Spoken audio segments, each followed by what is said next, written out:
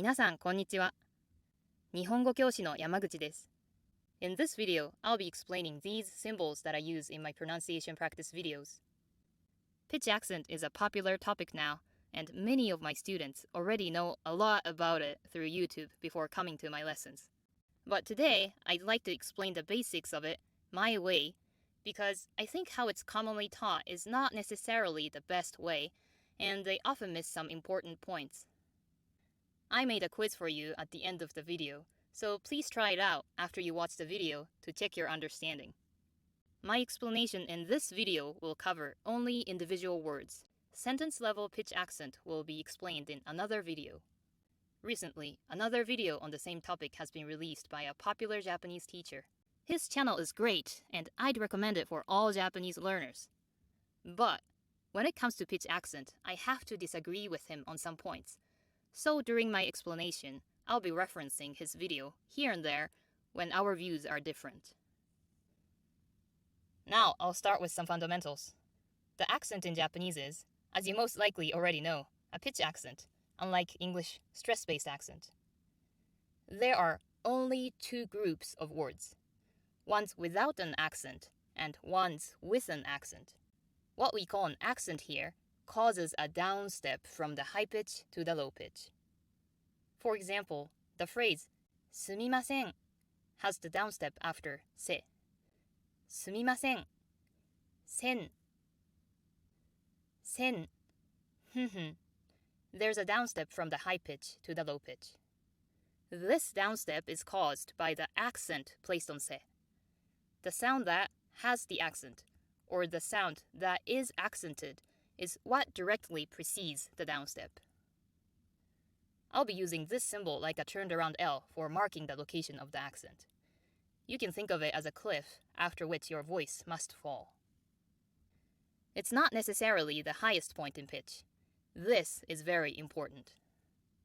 The notion that the accented sound is the highest point in pitch is a misunderstanding, which might result from the desire to make Japanese pitch accent look somewhat similar to English stress-based accent, so that it's more easily understandable.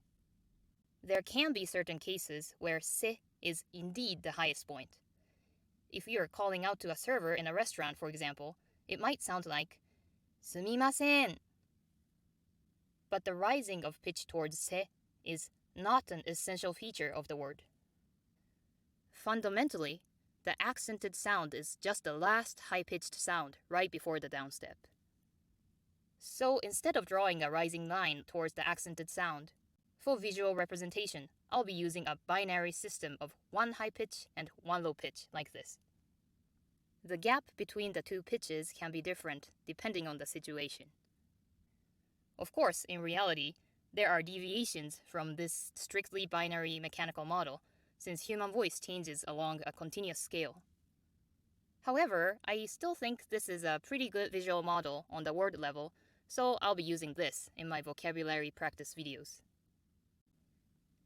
Now, back to the two groups of words. As previously mentioned, what we call an accent here causes a downstep from the high pitch to the low pitch. Therefore, words without an accent are words without a downstep, and pronounced mostly or entirely in a high pitch. For example, おはよう, おはよう. I'll be using this symbol for showing that the word has no downstep. Here are some other examples. さようなら, さようなら. 日本語, 日本語. Please note that the initial low pitch only marks the beginning of the speech. It is not an essential feature of the word. Inside a longer phrase or sentence, the entire word could be pronounced with a high pitch. For example, 昔の日本語, 昔の日本語.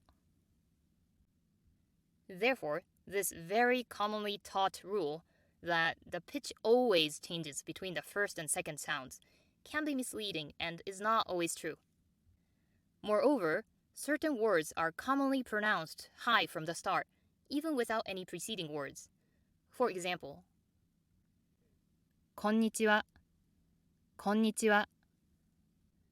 Pronouncing the initial ko low is certainly not wrong, But こんにちは often sounds a bit unnatural, so I tend to teach my students to be careful about such words. The first two sounds here, ko and n, make up one long syllable instead of two. Because it's somewhat difficult to go up from the low pitch to the high pitch inside one syllable, such words are often, or I'd say rather normally, pronounced high from the start. This happens when the second sound is either n or a lengthened vowel. For example, 空港, 空港, 中国語, 中国語, 東京, 東京, 動物, 動物. Now, we'll move on to the words with an accent. If the accent is on the first sound, you need to start high to allow the downstep. カメラ, カメラ. After the downstep, the pitch stays low until the end of the word. 猫, 猫. If the accent is not on the first sound, how you begin the word is exactly the same as the words without an accent. If the first two sounds make up one long syllable, you normally start high from the start. If not, you start with the low pitch and go immediately high. And then you keep this high pitch until the downstep. For example, すみません, すみません. Se has the accent and it causes the downstep. After the downstep, you don't necessarily have to come down to the exact same pitch where you started. The low pitch after the downstep is often lower than the initial low pitch, but it depends on the intonation. 日本人, 日本人. ディズニーランド, ディズニーランド. Now, some of you might prefer this diagram, but I think it's misleading. After the initial accent, the high pitch itself could indeed go further up, depending on the intonation. If you emphasize the word in surprise, for example, it could also significantly go up, like ディズニーランド. Also, la might be pronounced extra high in some cases, like ディズニーランド.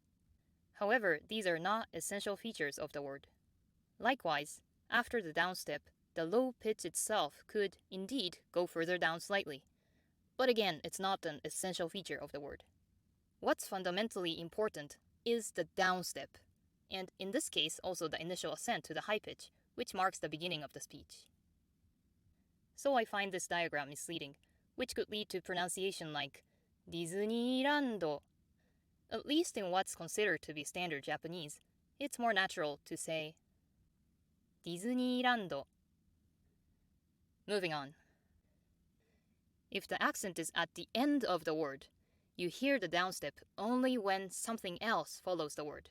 For example, 妹, 妹は, とは, 妹, 妹に, とに.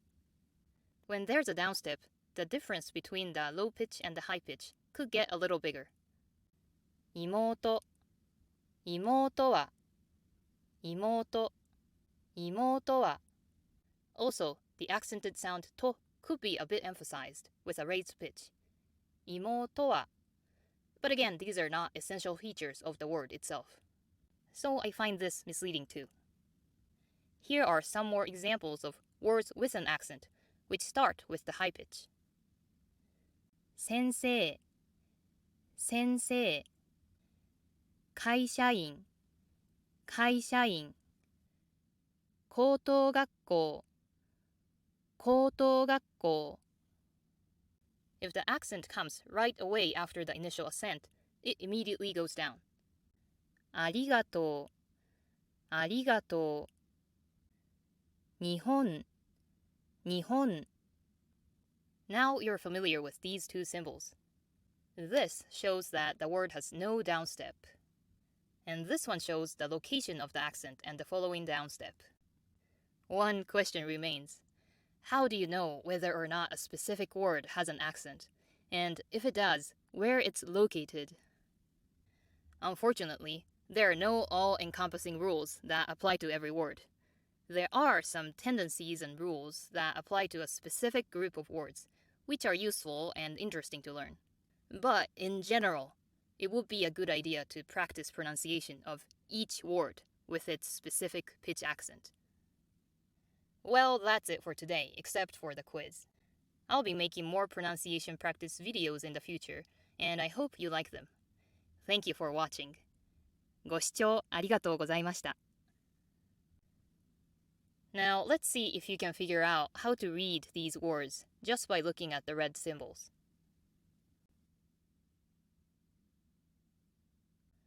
おはよう、おはよう。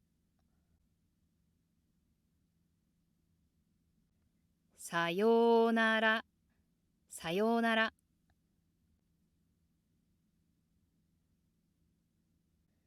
日本語、日本語。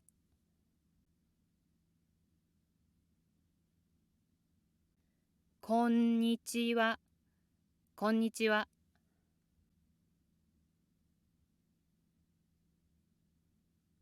空港、空港。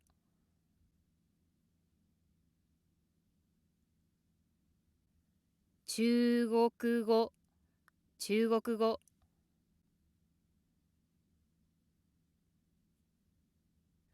東京、東京。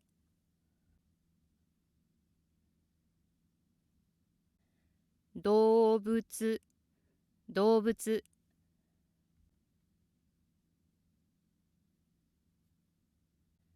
カメラ、カメラ。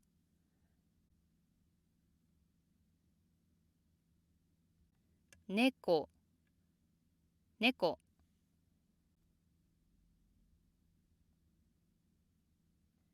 すみません、すみません。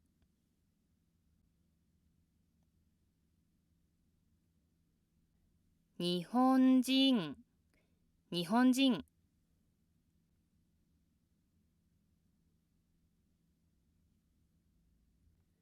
ディズニーランド、ディズニーランド。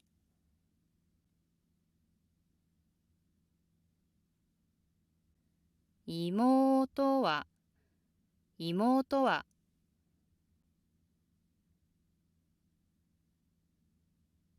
先生、先生。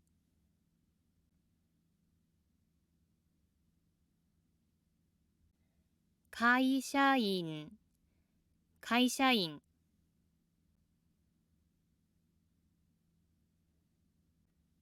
高等学校、高等学校。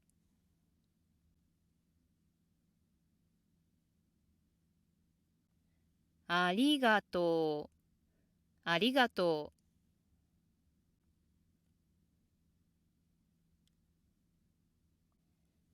日本、日本。